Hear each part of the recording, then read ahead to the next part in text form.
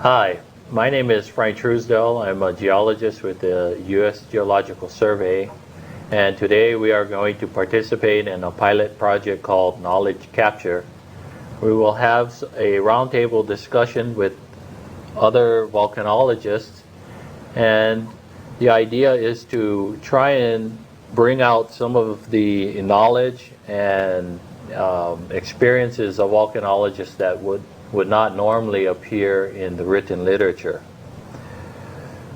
I work at the Hawaiian Volcano Observatory, primarily on Mauna Loa. I'm considered one of the junior scientists, and I'm acting as the facilitator for today. My name is Rick Hoblet. I'm with the U.S. Geological Survey in the Cascades Volcano Observatory in Vancouver, Washington.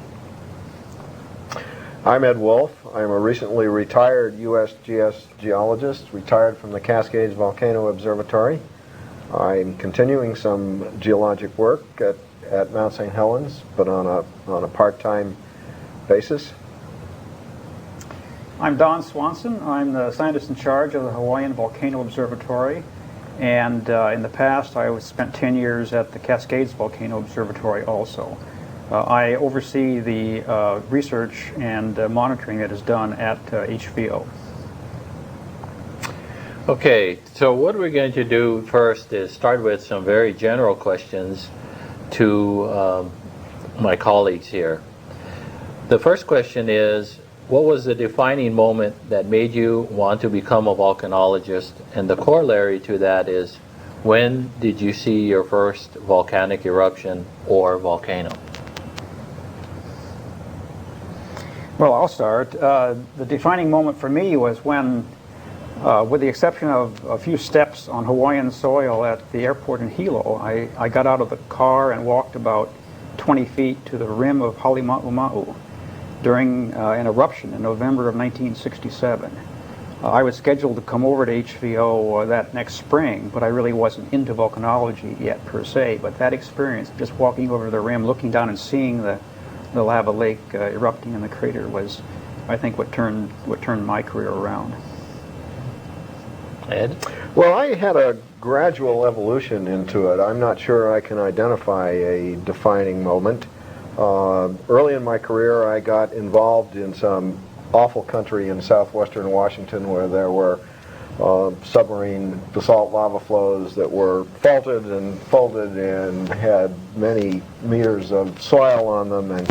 And after that, I got an invitation to go to Flagstaff, Arizona, and was immediately drawn to it because of the San Francisco volcanic field, where all the volcanic rocks were there at the surface, beautifully exposed, and I could really understand what was going on. So I worked for a number of years in young volcanic rocks without an idea of being a volcanologist per se.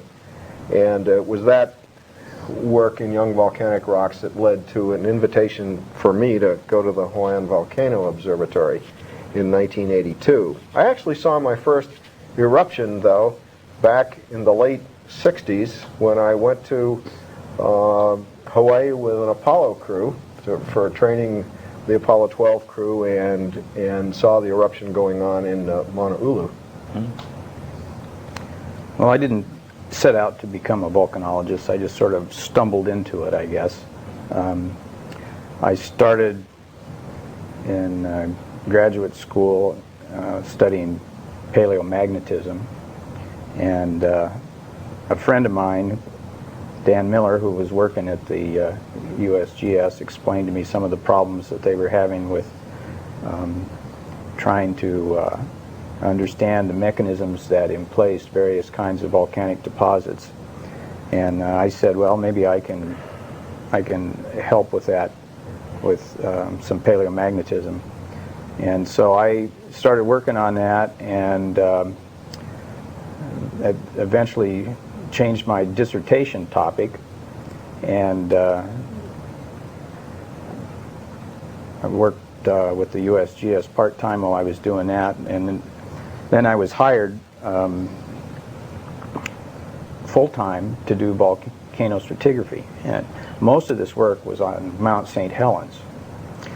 And so that's what got me into it, is by happenstance. I was doing this before the volcano reawakened, and I found myself in the midst of one of the major geophysical events of what is now the last century, I guess.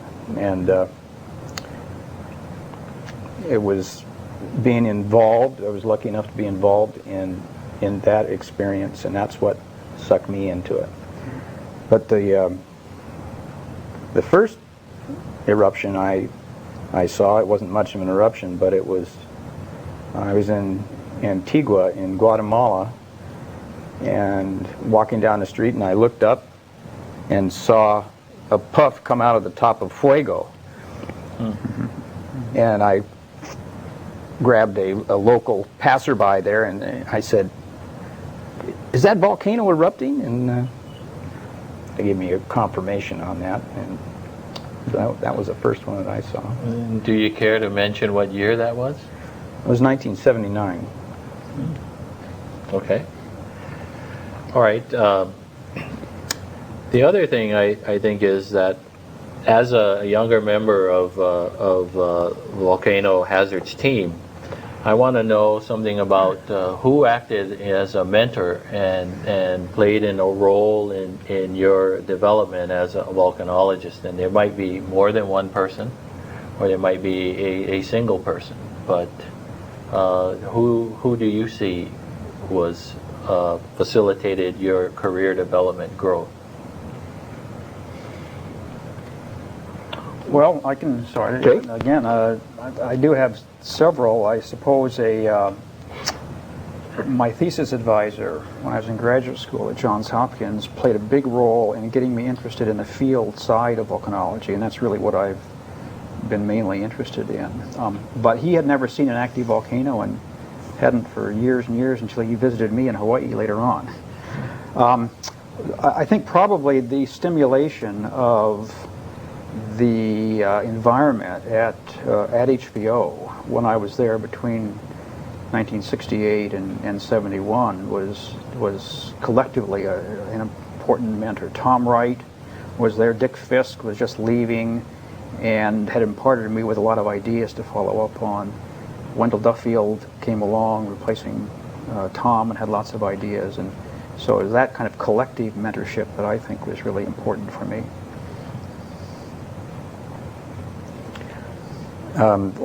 Like Don, my dissertation advisor had a big influence on me, though he wouldn't describe himself as a volcanologist. He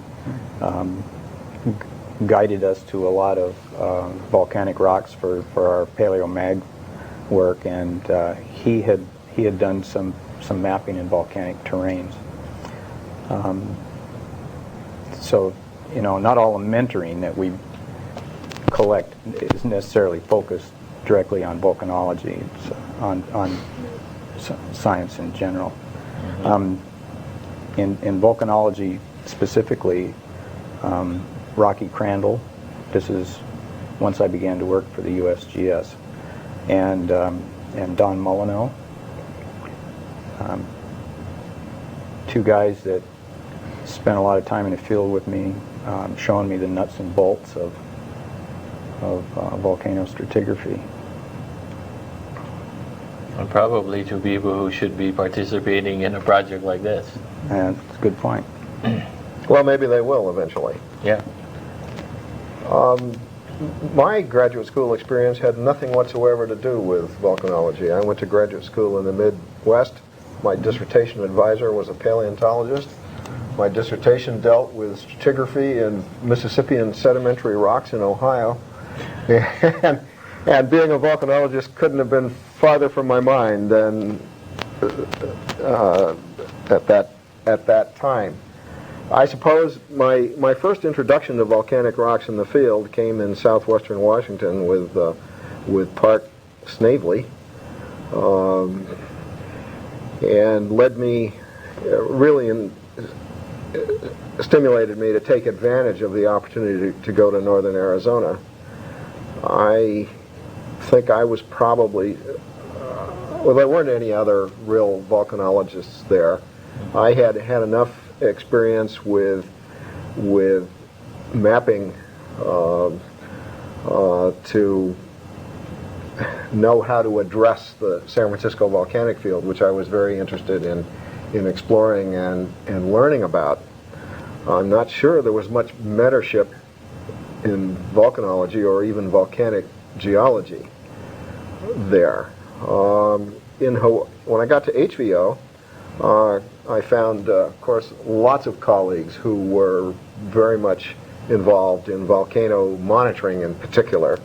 And I got a tremendous amount from some of the old hands at HVO. I mentioned Bob Koyanagi and Arnold Okamura in particular, who were always willing to fill in newcomers on what the volcano, what was going on, and what phenomena at the volcano meant. And I think that was a very important part of my mentoring. Going to HVO really redirected my career from studies of cold volcanic rocks to interest in volcanic processes. So that was a turning point for me.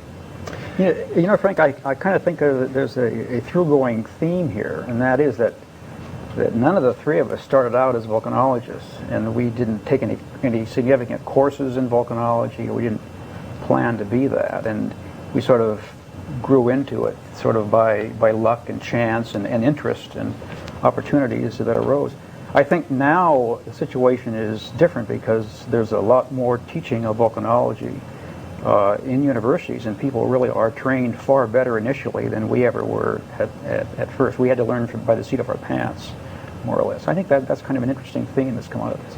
I think that's true. I think that the point I guess I was trying to make was I should have said who acted as a mentor, because the principles of working in science, good mentorship will ensure that good science is being done. Mm-hmm. And so maybe that wasn't. That's true. The follow-up is that what I wanted to do is, you mentioned your advisor and Rick mentioned his advisor, but you didn't mention them by name, so maybe we should put that in the record. Okay, well, my advisor, actually I can mention two. Aaron Waters was the principal advisor, and he was getting close to retirement then. He taught for only a few years longer. And then Cliff Hobson, who was just kind of starting out his career and subsequently had a long and distinguished career at the University of California, Santa Barbara. So those two people were my thesis advisors and helped get me going on old volcanic rocks, but nothing that was hot to the touch. Right. One advisor only, Ed Larson at the University of Colorado in Boulder. Edwin E. Larson. Okay. There's a lot of Ed Larsons out there. Right. Okay. One thing we didn't do, well, I didn't do as a facilitator, was to enunciate what a volcanologist is. So that would be a good question to ask in each of you. What is a volcanologist? Well, I guess in the broadest terms, it's a volcano researcher. But yeah, it is a broad term, because volcanologists tend to be a jack of all trades. And you'll find that people with a wide variety of specialties call themselves volcanologists, and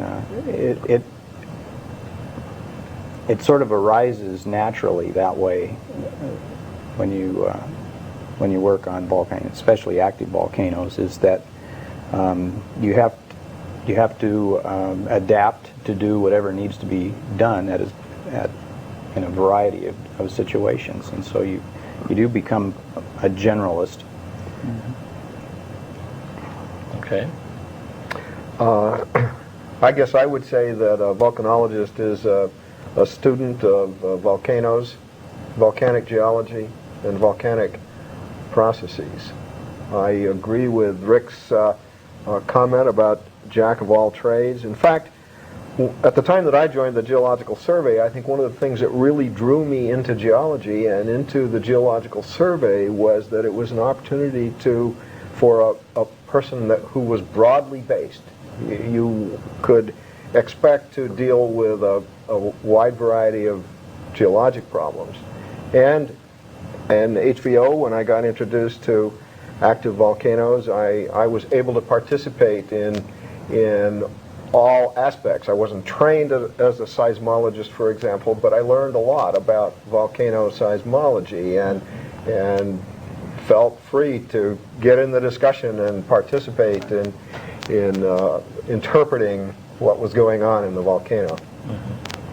Yeah, I agree. I think volcanology really brings people from different disciplines together and trying to interpret what's happening.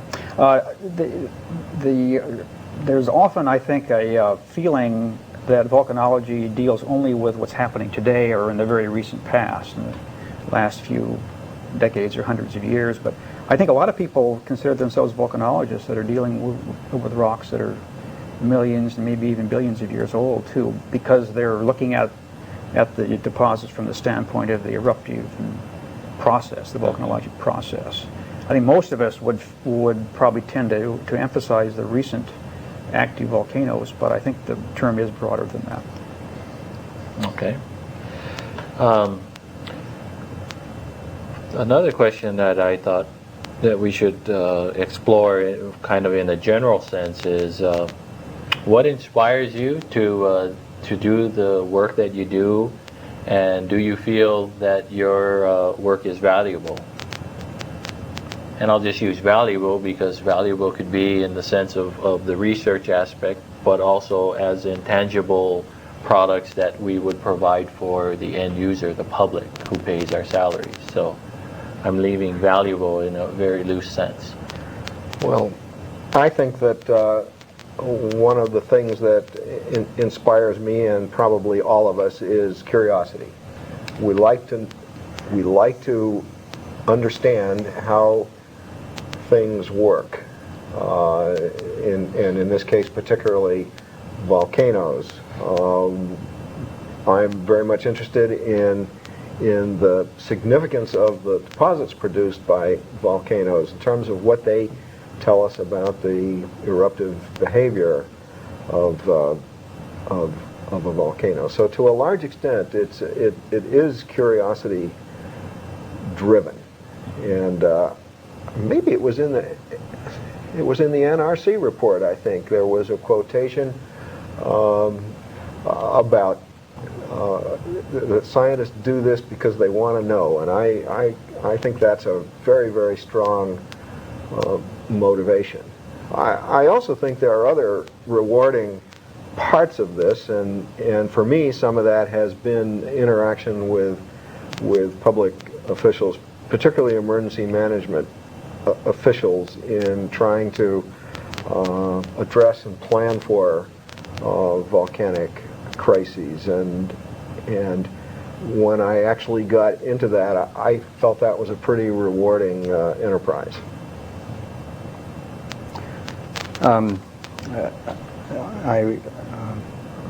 agree with Ed as one of the key motivators in this business is curiosity. I mean, that's what brought me into science in general. As far as is this valuable, you didn't really think I was going to say that what we do isn't valuable, do you? I mean, you're supposed to be honest on camera. Maybe I should ask you, is it esoteric? Yeah, I think it's valuable, and I think we're fortunate to work in this field because not only can we work in a very rich scientific field, but for much of what we do, there's a direct, immediate payoff in public service, because the information that we develop feeds directly back into hazard and crisis mitigation. Yeah, I agree that it's really a mix of scientific curiosity and public social concerns that they really drive me. To me, the most important issue is the scientific curiosity, just like Ed said, because I think we have to have that curiosity to really devote ourselves to the extent that we do to understanding volcanic process. And if we can understand that process, then you can spin off from that any number of things, including safety for society. But I've never received quite the good feelings from doing research that I do from helping the public. Now, I've kind of surprised myself, but over the years, some of the biggest rewards for me at Mount St. Helens were taking hiking groups into the crater and explaining to them what was happening there and seeing light bulbs light up, and they came away with an understanding that they wouldn't have had at all.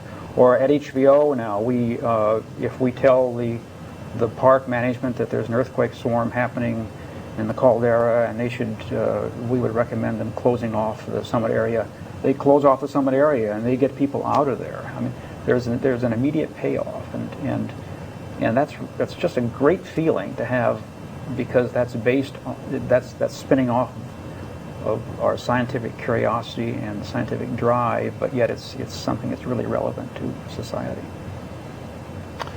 Okay, let's explore that angle. In Hawaii, the eruptions are so frequent that our relationship with, let's say, civil defense has been nurtured and cultivated over many years and is actually quite good, whereas when emergency managers get a directive from the observatory that something's happening and they listen without questioning. But has that always been true? And are there ways that in other places where, well, what do you think is the reason why HVO has such a good, solid reputation with emergency managers? And in other places, maybe that's not necessarily true. So what has HVO done to ensure success? Or maybe even in the days of Mount St. Helens, what ultimately led to that success? Well, I think there's nothing that's stronger than having to live with something every day. And in Hawaii, if not every day, at least every few years, there is an eruption that unfortunately has covered a lot of populated area over the past 50 years, Lower Puna and Kalapana and so forth. And so I think that there's just a heightened awareness on the part of the residents of Hawaii, and consequently their civil defense people. Even though memories are short, they aren't quite short enough to completely remove that kind of memory. I think the situation is far more difficult at volcanoes that don't erupt as frequently as certainly Rick's experience has shown. Yeah, I can't speak to the HBO experience because I've spent so little time there so far. But in foreign volcano responses that I've attended, there's the relationship between scientists and decision makers is, the relationship varies depending on circumstance. It's run the gamut from excellent to terrible, in my experience. Of course, at HVO, this is something that's been ongoing for decades, sure, and things have been worked out. It's much more difficult when you put in a situation where this mechanism doesn't exist. Somebody you haven't seen before, doesn't know you, doesn't know whether to trust you. So you have to try and establish credibility with these people, and you have to do that the hard way, which is credentials help somewhat, But nothing helps like accurate forecasts, information that a decision maker can use to in his job of dealing with the public and dealing with the crisis situation. I know that both you and Ed have direct first-hand experience in Pinatubo, so maybe you can talk about that and the relationship of you advising them and first of all whether or not you had any credibility and what things actually, like you said, the forecast was accurate, and was the biggest spike in your credibility. But prior to that, I mean, was it communication? Was it openness about the possibilities? Which were the things that actually fostered a congenial relationship? Well, Ed and I weren't the only USGS volcanologists at Pinatubo. We were preceded by Chris Newhall. And Chris had the most difficult time of it, I think, in terms of establishing credibility with the people with whom we interacted, because they didn't know him from Adam. And but Chris laid that foundation and got us off to a good start, particularly with the Air Force at Clark Air Base, where we were had set up our operation. And it wasn't just the USGS there. We were there as colleagues of the Philippine Volcanological Survey. Right. And so we worked very closely with those people, both in the field, in monitoring and collecting data, and in disseminating data. They took the lion's share of the dissemination load for the Philippine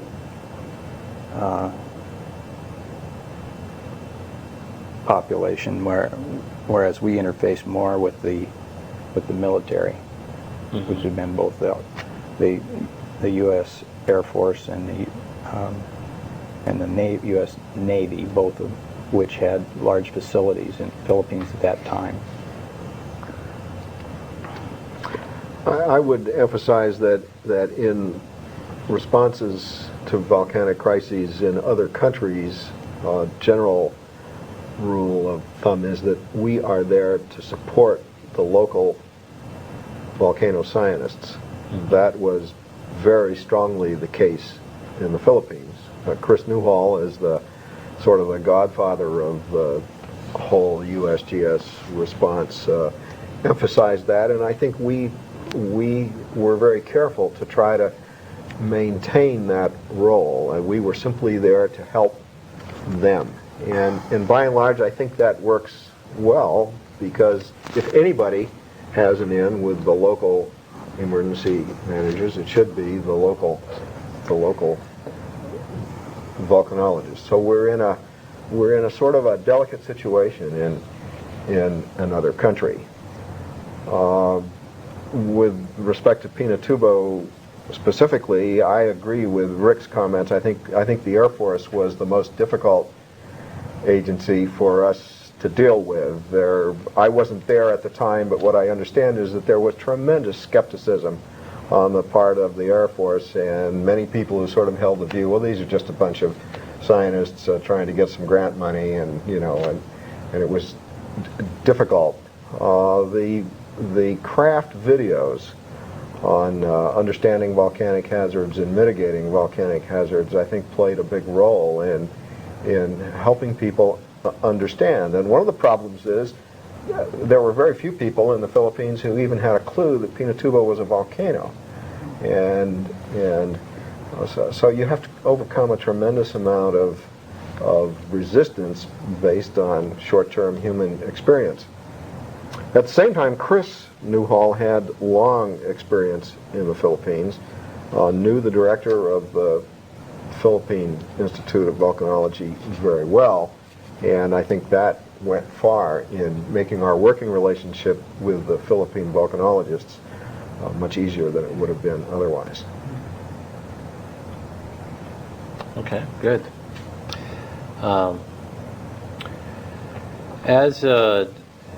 As a volcano hazards team, as membership there, we're looked as far as within the United States as a premier organization, and yet there are some things that we can improve upon.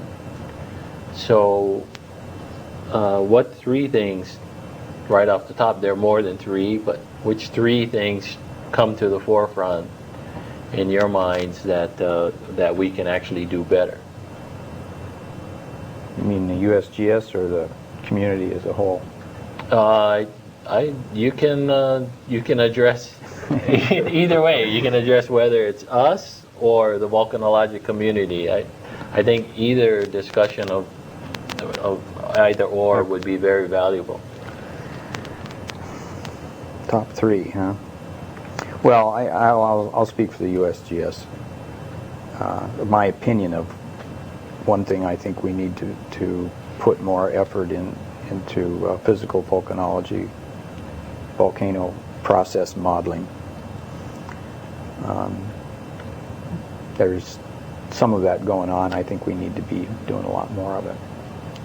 I'd like to see us acquire people capable of excelling in that area. There's one. Well, it's always, and will probably always be important and appropriate to expand our collection of tools and techniques and the understanding, expand the understanding of volcanic processes that they enable us to achieve. That's got to continue as a high priority. I think that somehow, and I don't know how we address this in the present framework, but we've got to do better at attracting bright young scientists into the USGS. And of course, the problem has really been imposed on the USGS, but it's a very serious problem. And we probably wouldn't be here if the agency wasn't turning into what one colleague calls a gerontocracy.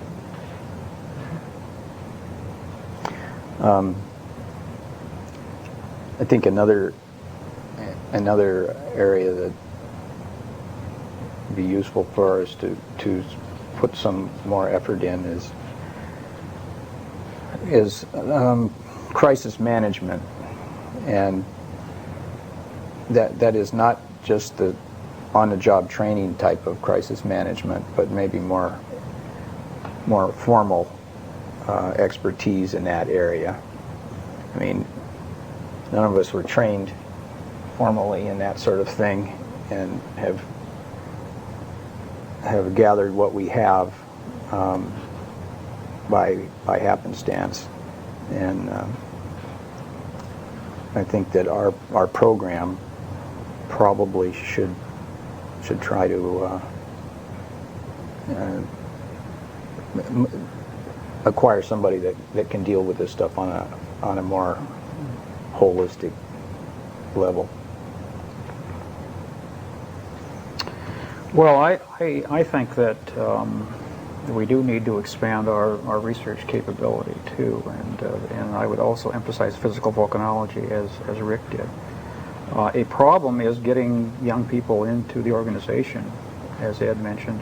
What's probably not realized by many people outside the USGS is that if a USGS volcanologist retires, that opens a slot.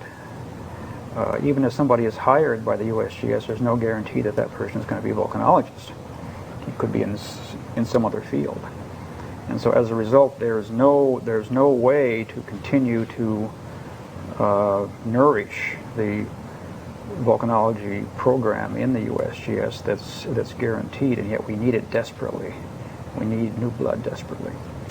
Another shortcoming, I think, of USGS operations is that we don't take into account the necessity for better working relationships on a daily basis with the academic community.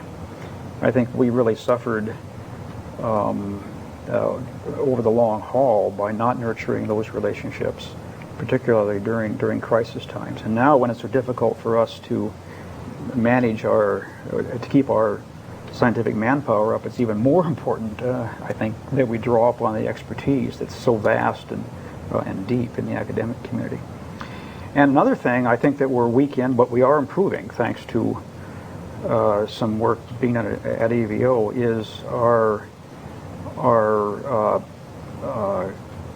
ability to gather, use, and interpret remote sensing data. I think this is something that is really blossoming within the academic community, within NASA, and USGS has fallen behind on that, and at least broadly speaking, the USGS volcanology community.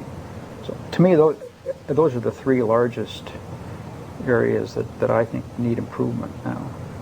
So how do we overcome the lack of hiring? I mean, what's the problem there, and is it because there aren't any volcanologists out there, or is it because we don't have any money? Is it because of policy? Well, as they say, that's above my grade level. Smart answer. Well, it's partly shortage of financial resources.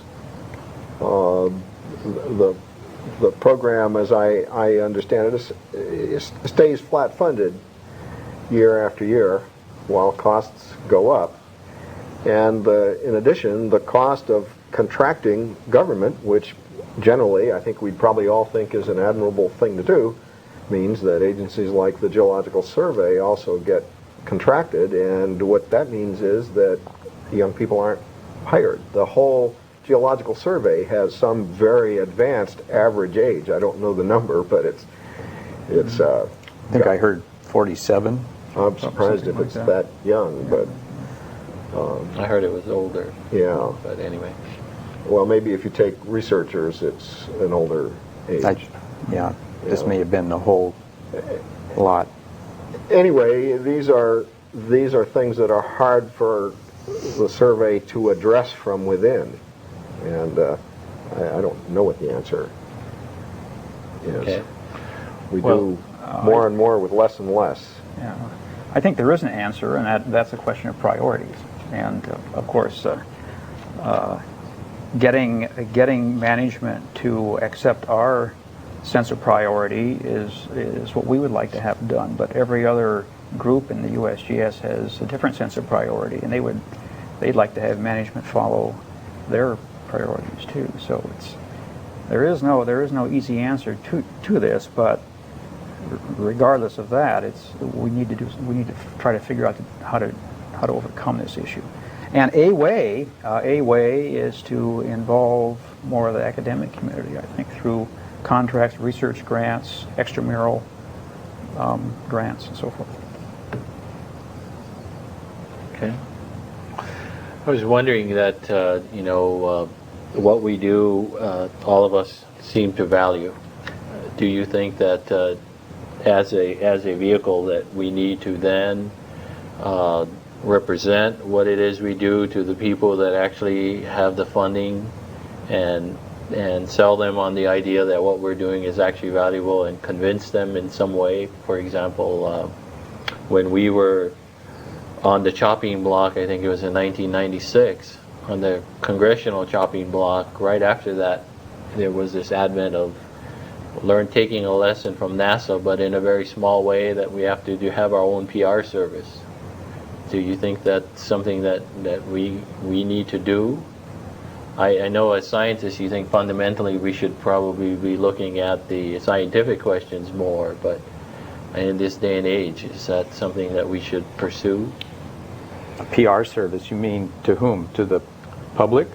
I think that the public is the taxpayers. To some degree, we have to convince them Well, that what that- we're doing is valuable, but Yeah, I then wouldn't- also we got to convince That- the people sitting up on the hill. That's what we call outreach. And, We're doing plenty of that now, certainly. and we do direct a lot of our efforts to that now, a lot more than we used to. Given our resources, I think we do quite a bit of it.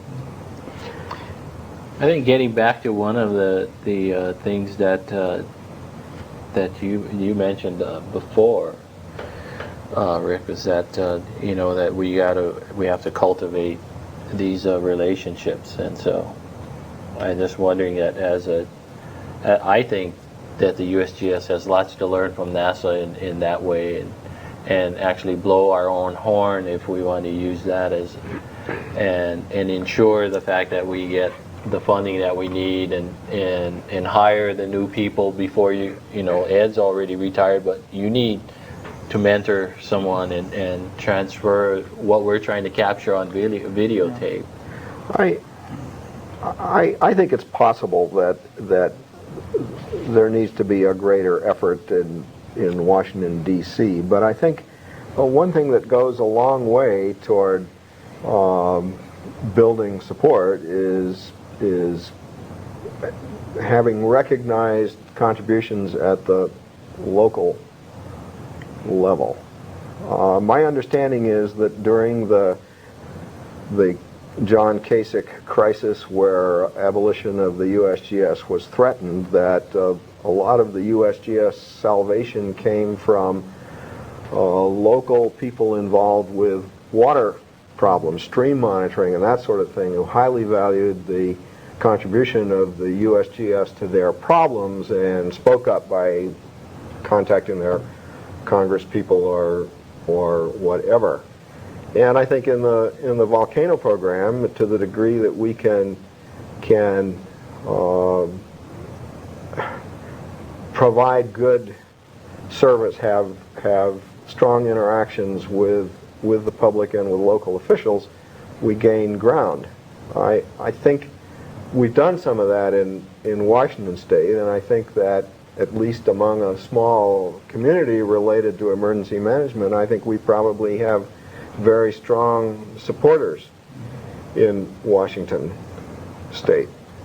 But it takes time, and it's a difficult problem because it requires a big investment of time of a person or people to maintain those relationships. I think the people who are best suited to do it are people who have a lot of scientific credibility and a lot of background, and that kind of effort really competes with one's scientific work. So it's a problem, and I don't think we address the problem very well in our agency. In fact, I think it's one of the agencies, at least in the geologic division, a failure.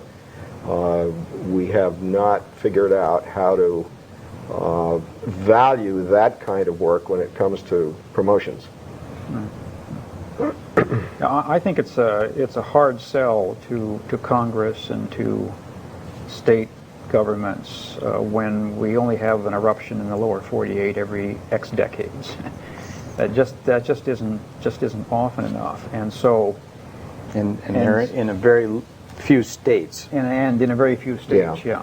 And so that really means that it's all the more important, I think, to maintain some level of interaction, some strong level of interaction with the public in at least those states. And I think the best way to do that is to go into the schools and try to get volcanic hazards as a part of the curriculum, and some X hours in some scientific program at say a 6th grade level, and then repeat that at some higher grade level, just to keep the awareness in the people who are growing up to become the next leaders that there is a problem.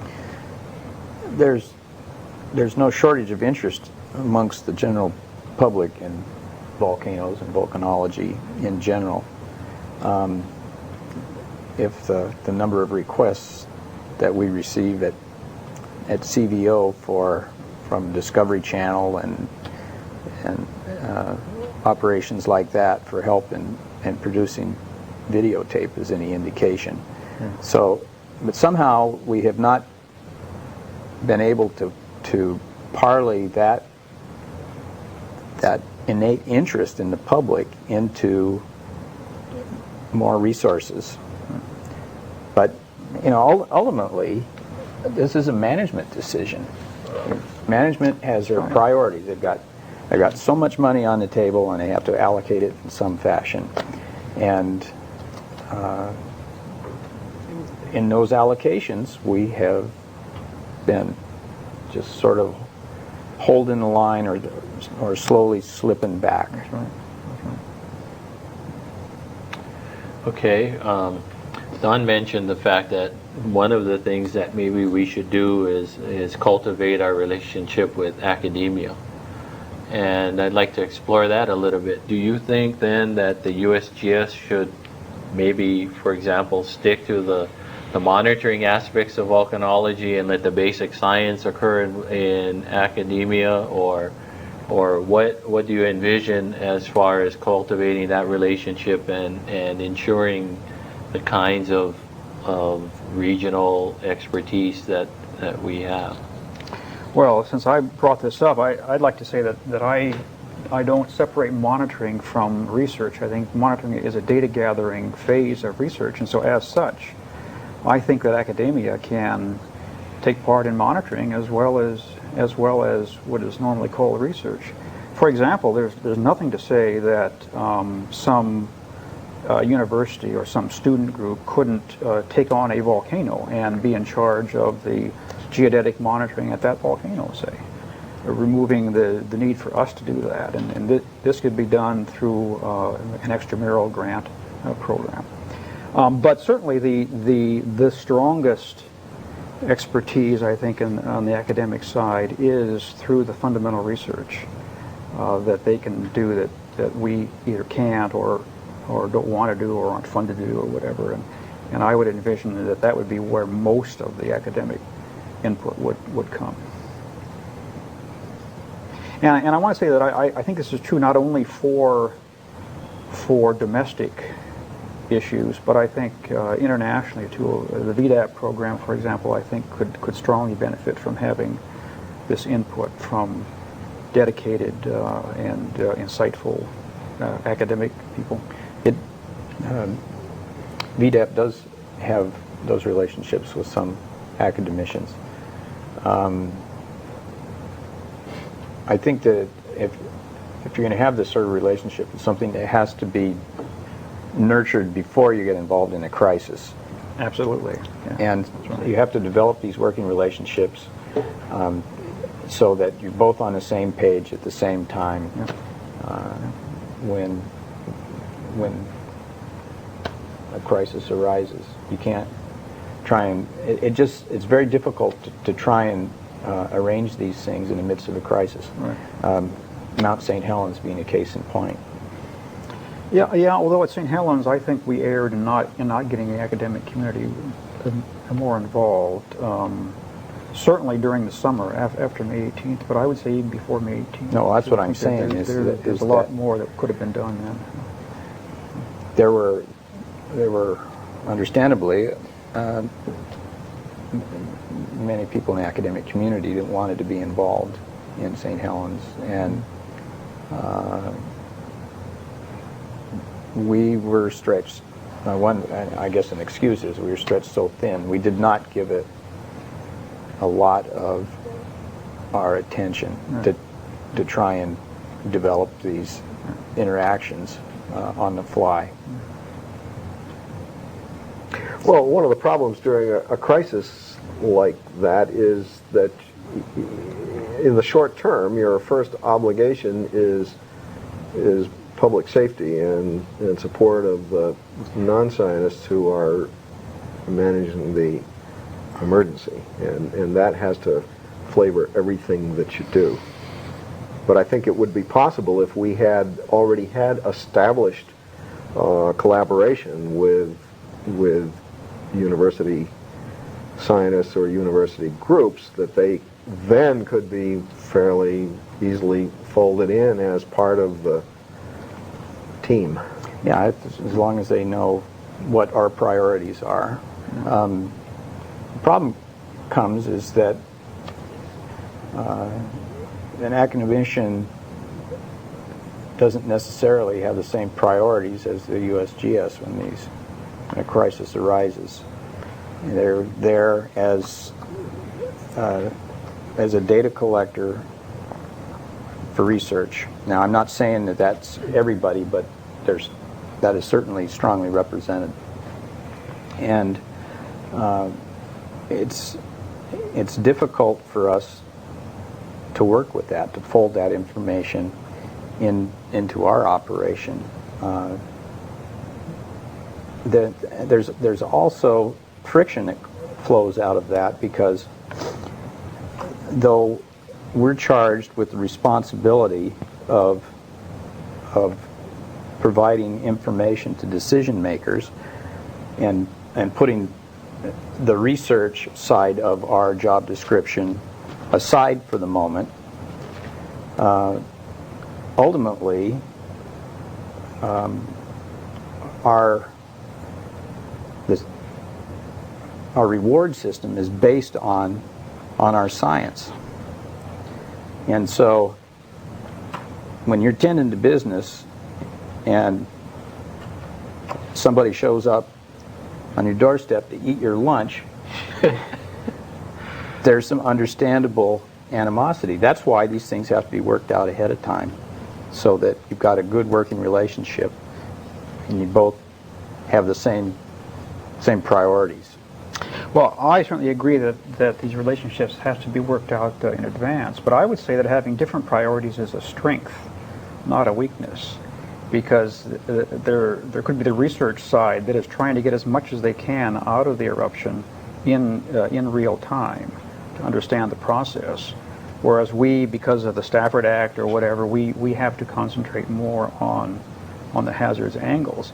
In the short term, it may be our public warnings that have the biggest payoff for that particular eruption, but conceptually at least it would be the research, the findings that would have the longest payoff down the road, down decades or centuries down the road. So to me, there may be different ways of looking at things, different priorities, but they're all a part of the overall package of trying to, in both the short term and the long term, understand the volcano better to mitigate hazards. So to me, that's not a big issue. As far as eating one's lunch, well, this depends upon how cultivated the relationship is beforehand, and if we're concentrating our time on the monitoring, then how could we? Then the kind of lunch that we would eat ourselves would be very much more meager than that of a research group that was involved with the research most of the time during that same eruption.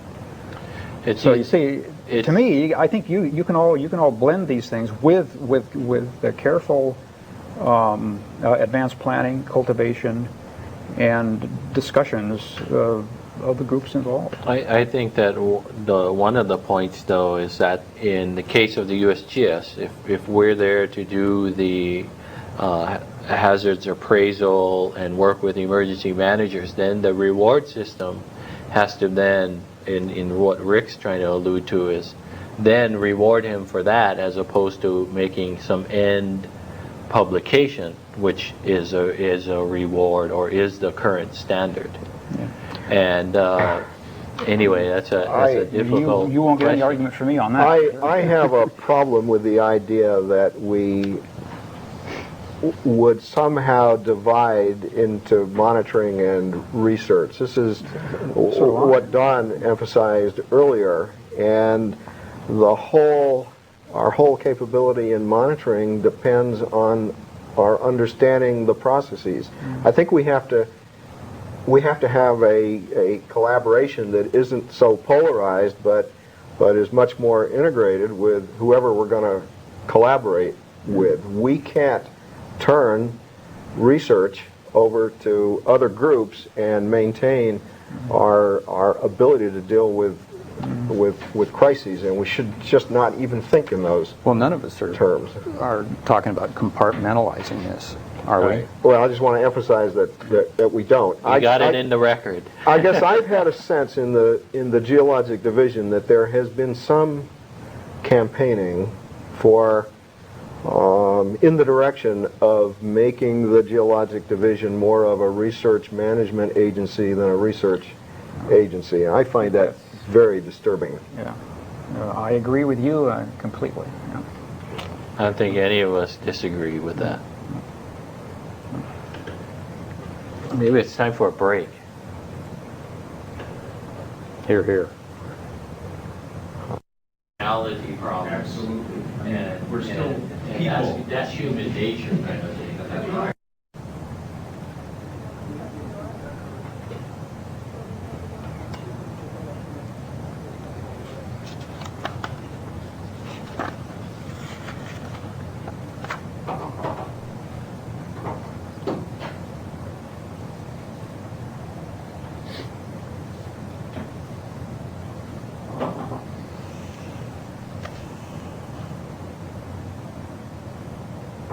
Frank, if you would start by looking at that monitor, talking into it, then we'll go to the wide shot. Okay, are you ready now? Just going to start rolling in a minute. Okay.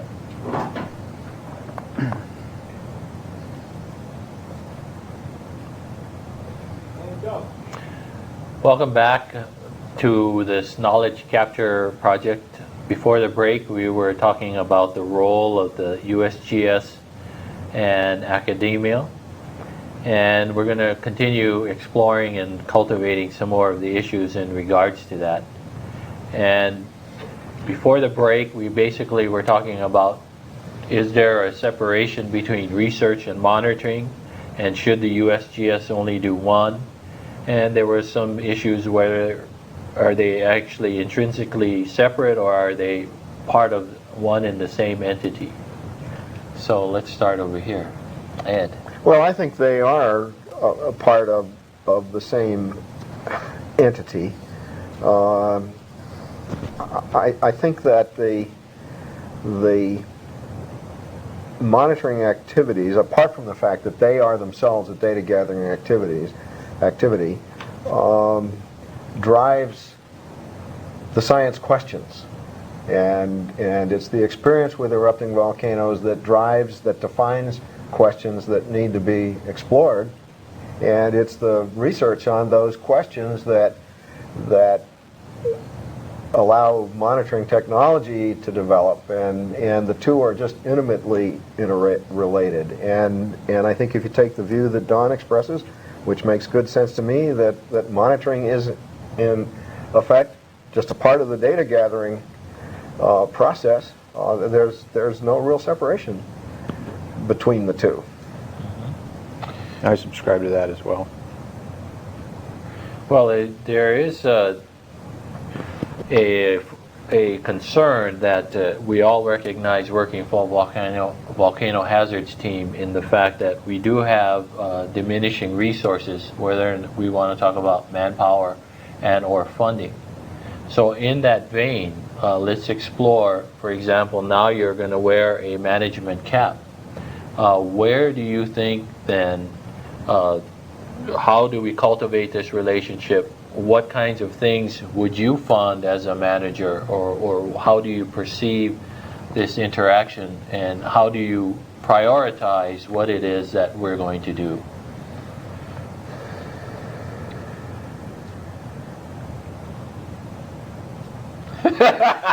Deafening silence. You asked a very difficult question, Frank, and since I'm a manager, maybe I can be the first one to not Thank answer you, it. Don. Each eruption has its own strengths and weaknesses in terms of what you can do and what you can learn. And I think the most you can do in advance of an eruption is to provide a general guideline or outline of the things that you would like to accomplish, assuming that you have the necessary full force team involving academic and USGS people. But you can't, I don't think there is a one-size-fits-all kind of solution to what you want to do.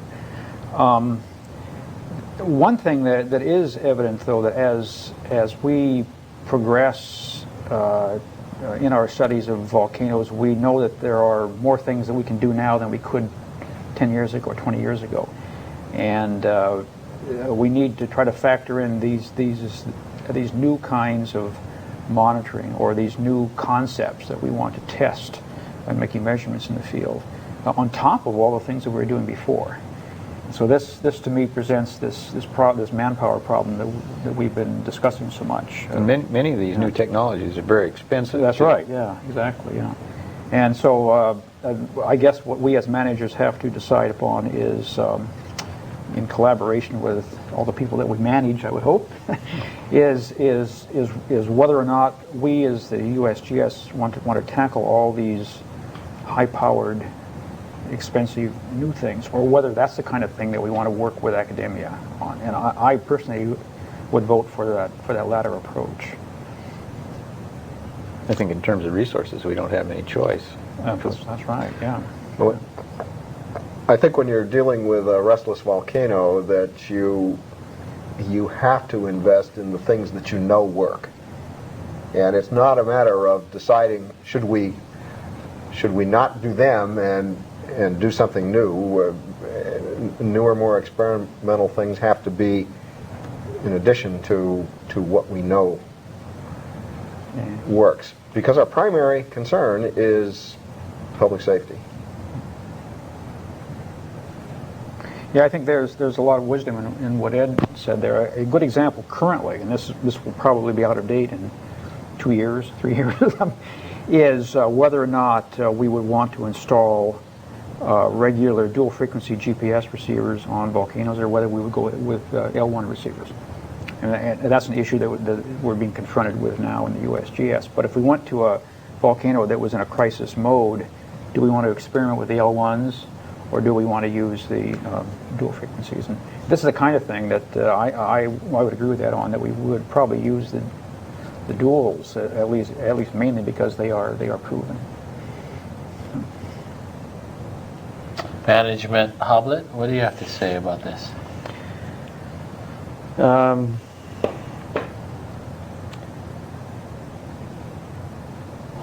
I have not been in this position, and so I haven't had to struggle with it directly. But first, as Ed said, first priority is public safety. So you allocate resources to cover that first, and then with whatever pennies you have left, you try to get the most bang for your buck in terms of testing new technologies, taking advantage of this particular scientific opportunity. What are the peculiarities of this eruption that we can glean something from? So. Okay. One of our complaints as scientists is that the management priorities may not necessarily reflect ours, and therefore that's why we're in a grain organization, etc. Yet, the usual managers are from the rank and file like this. So one is, what actually happens to a senior scientist like you who's working on the field projects and in the field? What transition occurs when you go back to some place like Reston and all of a sudden your priorities aren't what your priorities are for the people that are out there working? What has happened? Is there something we can look at and evaluate there? And then as that manager, and circumventing, coming back to this, then what are their priorities? And I understand that as the rank and file person responding to your day-to-day studies, you're saying public safety, but do you think that they have that same priority? I suspect that something like the balance between curiosity-driven research in public safety at an eruption is way below the level of perception of any manager in Reston. I mean, I just don't think they're thinking at that level. And I guess my long-term feeling is that within, let's say within the context of the volcano program, to a large degree, it's we in the volcano program who figure out what it is we need to do with the resources that we have. And I don't think I have ever seen much influence from Reston at that level of activity. Now, I think from Reston we get we see it's a division. How many $1 million go into the volcano program, and somebody in Reston doesn't give a hoot what the volcano program does versus some other program. It's a good thing you're scientist emeritus. Well, I mean, I think the director would love to see the volcano program have a smashing success.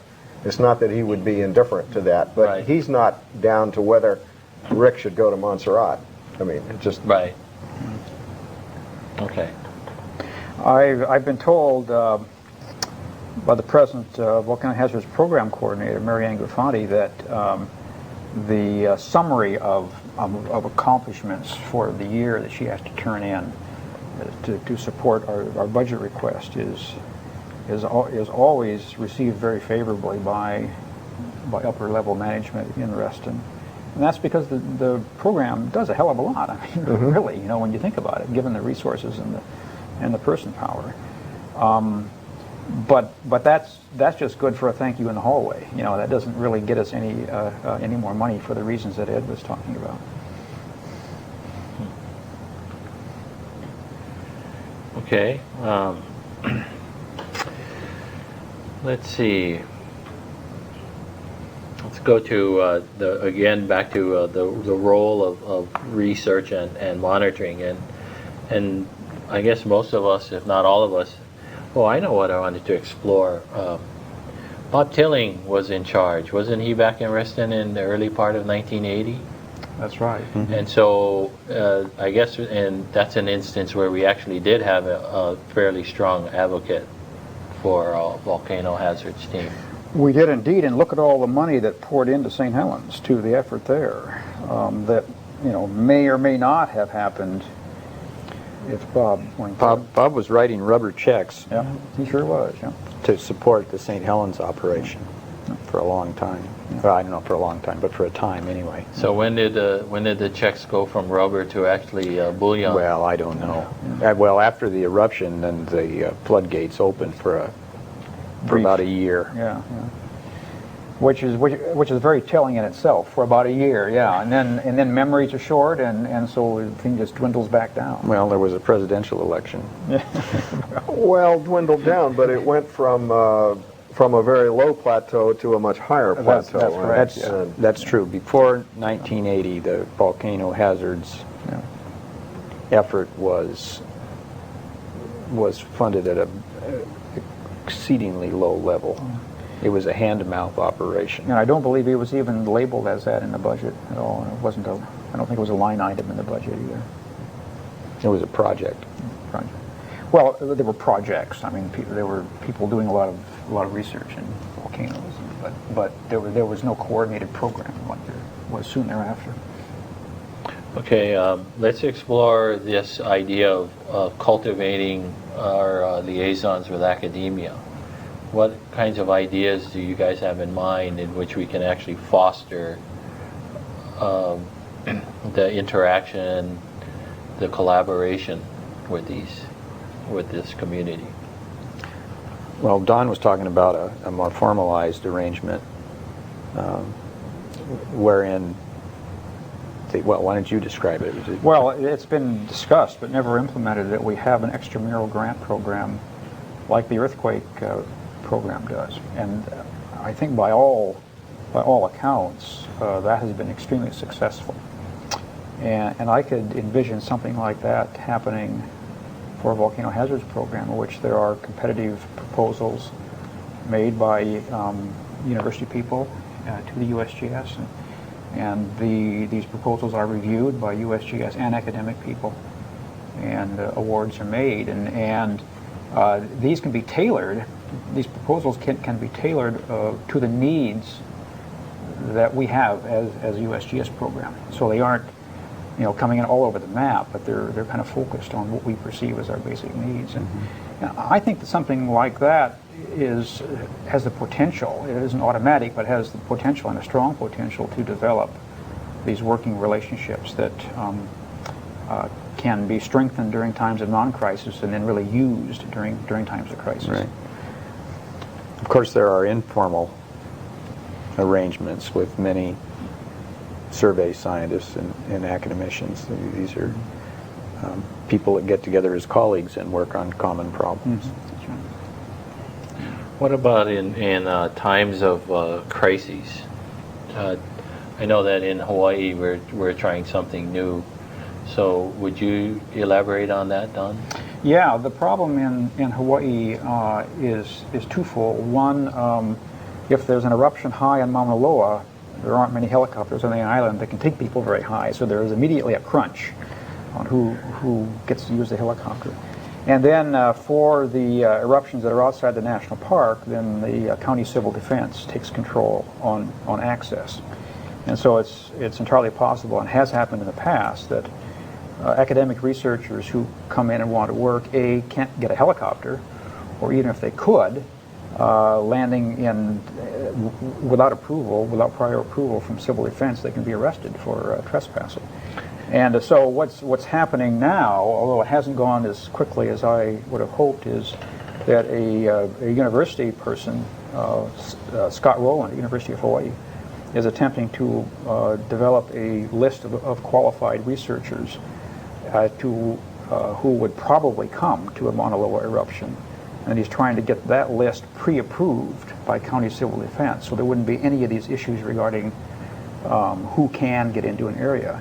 Then the crunch is going to be only the helicopter, and it may be that they can pool money and bring in helicopter from Oahu or some other island to help out. What about the scientific aspects of these academics? Is that in some way being coordinated with USGS? Not necessarily that we oversee the research, but working in collaboration and in some places filling potential voids in research areas. I don't think that's been worked out as well as it could be. I think right now Scott is just getting a tabulation of who might show up. I think on an individual basis, for sort of like what Rick was saying, there have been relationships established, but not as a general rule. And that I like your question, because I think that should be done. Okay. What about you guys? Got any kind of comments, having had experience, let's say in 1980, that might, well, this is just for the record of things that worked and things that haven't worked. Well, in 1980, one of my chief duties was to maintain an observation post on the north side of the volcano, and we manned that with volunteers from the academic community. And these are people that they wanted to be a part of what was going on. They were geologists or geophysicists, and we took a lot of people up there, and they typically spent a few days up there and kept the logbook, took some pictures, and then went home. And it was kind of a burden, frankly, in having a constantly changing cast of characters.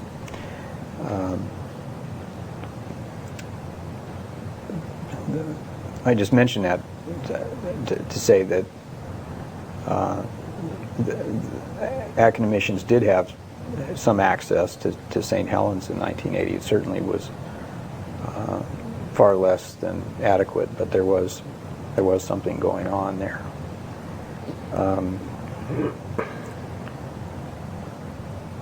In overseas, crisis responses that I've been involved in, from time to time, we'll have a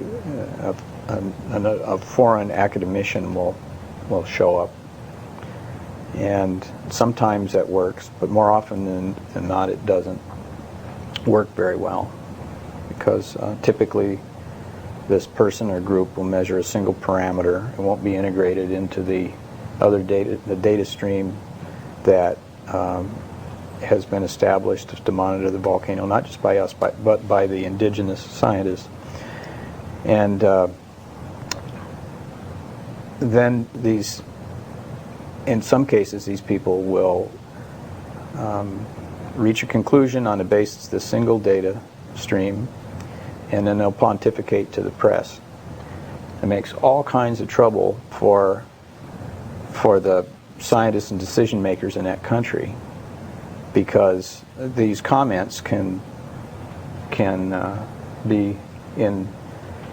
contradict what the local scientists are saying, and it really doesn't work very well. So people that wish to do that overseas need to establish these liaisons with the local scientists before they undertake these things. Otherwise, they're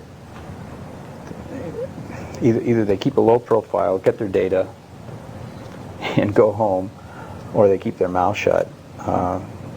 That's in my opinion. There's a problem of expertise, and I ran into this before I actually went to Pinatubo. I had the task of trying to keep the Pinatubo response staffed, and one of the most difficult problems was getting a seismologist to Pinatubo. We got Dave Harlow there. Dave needed a break, and I tried very hard to find another seismologist who could go to take his place, and I finally was able to get Jim Morey to go, which worked out fine. But prior to that, I had one of Steve Malone's techs, seismic techs, who was interested in going. Steve Malone thought it would be a great idea, and it was vetoed by the people on the ground at Clark Air Base. We got to have, if it had been Malone, it would have been fine.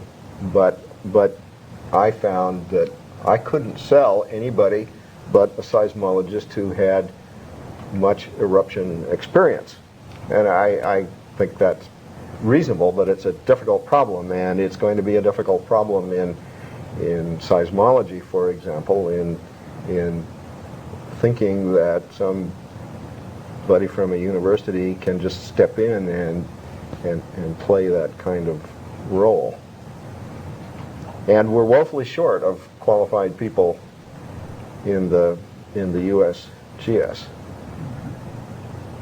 I mean, I think we could name them very quickly. I think we all can do that. Let me add a vignette to what Rick was talking about the need for a foreign scientist to work with the local scientists. And this is a story that I was involved with. It happened in 1971 at La Soufriere St. Vincent. There was a dome growing in the crater lake, and there was the feeling that somehow the pressures related to the growth of the dome was going to split the side of the mountain apart, cause catastrophic draining of the lake and lahars forming, mud flows. And so I was sent down there to act as kind of a liaison with the seismic research unit from Trinidad and with the government of St. Vincent, which I think was only a year or two since they had left Great Britain and become a separate country. And there was an infrared overflight made by, under the control of a USGS person, who found a warm area low on the west side of the volcano in the middle of what he thought was jungle. This was immediately interpreted as being hot water escaping from the lake. red flags were issued. He reported to the chief of the office in Reston, or maybe Washington, I forget which.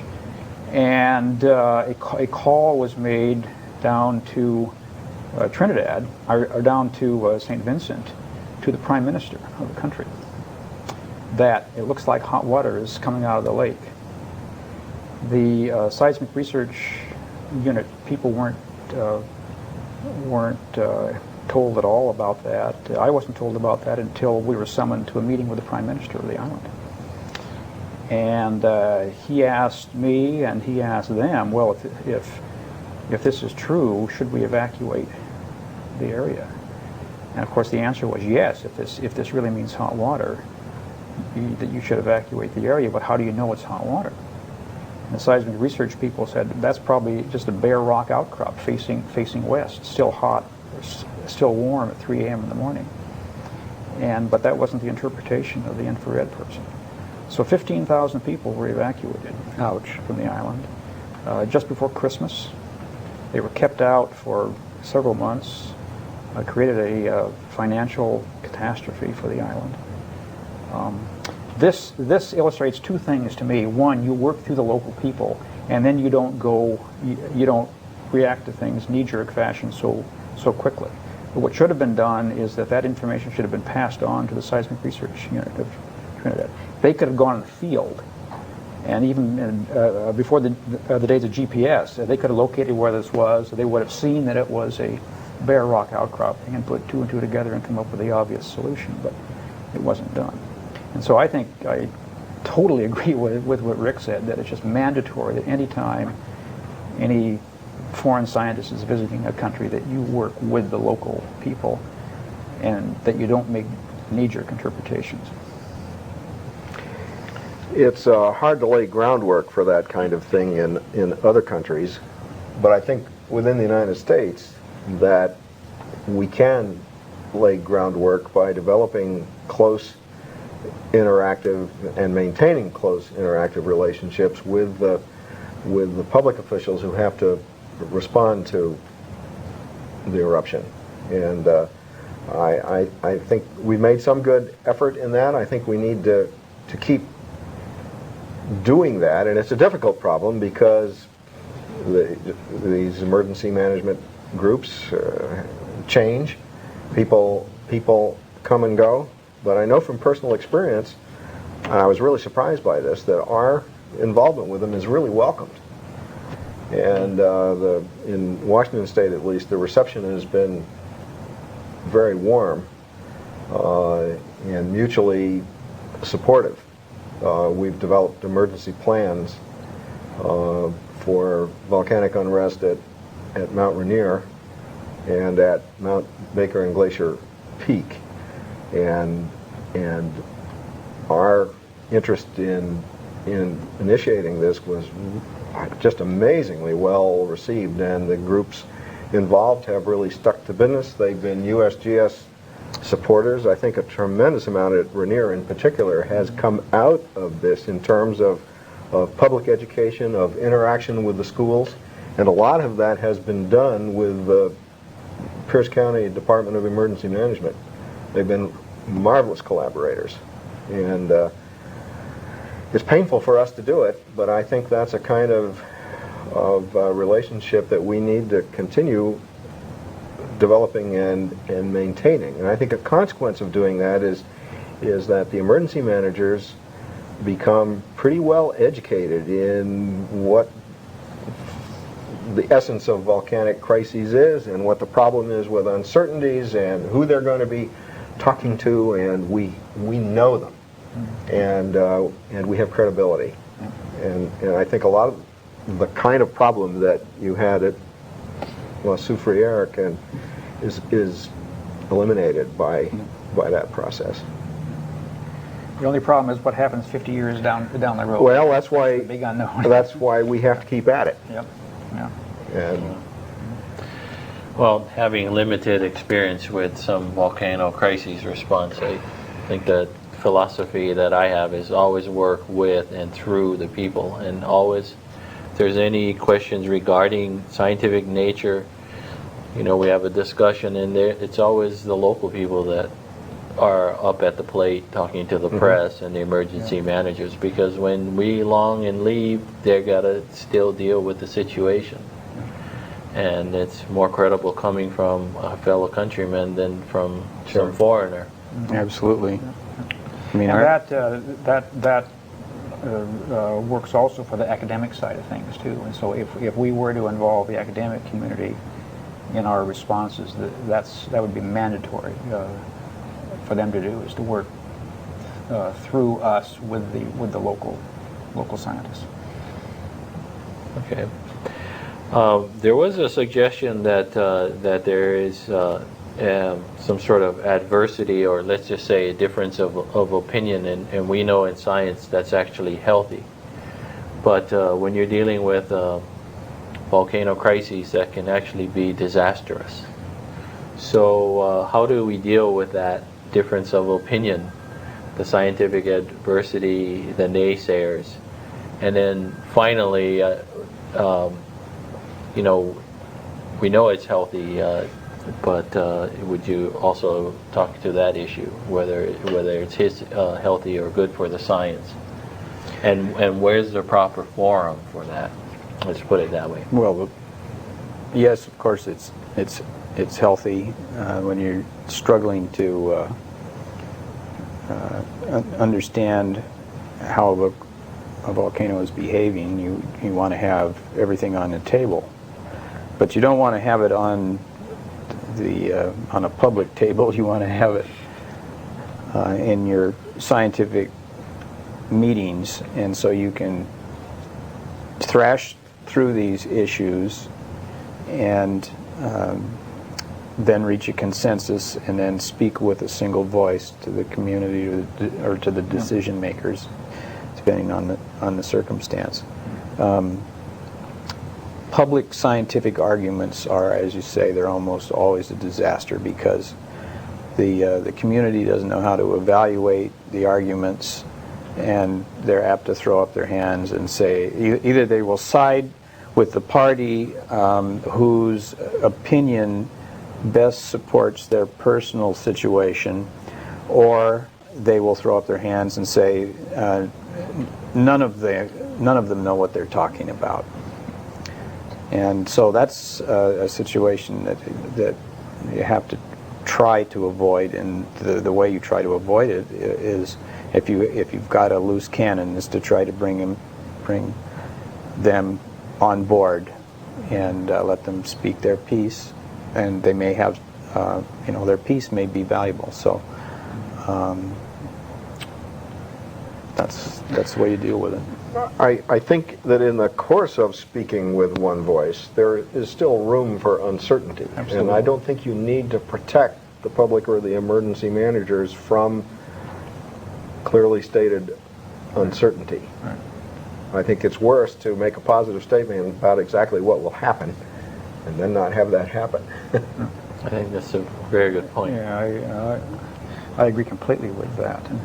And a corollary to all this is that if a decision has been made by the team to say that it's likely this is going to happen, or this range of things is going to happen, then it's just imperative that no team member try to undercut that by talking to the media or to some other person outside of that context, saying that these guys were really way out to lunch, and I suggested this and they didn't take it into account, or something like that. That's bad. So. I think we're going to wrap this up here. Okay. You said we had 5 minutes at the beginning of that. Okay. Well, gentlemen, thank you very much. It's been a pleasure. Notice he only shook my hand. And he called